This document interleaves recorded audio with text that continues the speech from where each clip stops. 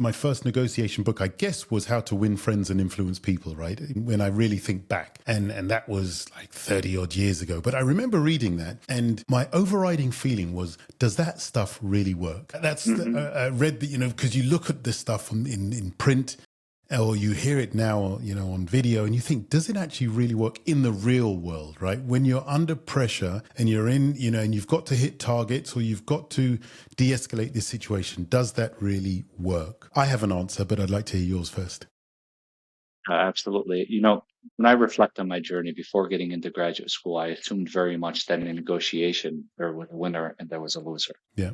and that I don't want to be the loser. So you have to engage in these skills, similar things that you have to show up with strength. You have to Mm. educate, you have to persuade. And then I went through school and, well, no, that doesn't really work. That's not really going to get you anywhere. You have to have this mentality of win-win. As a result, through this conversation, talked about how that concept of win-win and how you get there sort of was evolved as I went through the experiences that I went through. At the end of the day, I mean, it's still a person to person interaction, and trust is going to play a critical role in how the other person approaches you. Warmth is going to play a critical role. And we know from research that these things like emotions and how a person feels towards you is going to impact ultimately how they decide and interact and engage with you. So absolutely, they have a place at the negotiation table. Yeah. And I think that, does this stuff work? I think it works as well as you are prepared to apply them and practice them and make them become part of your natural. And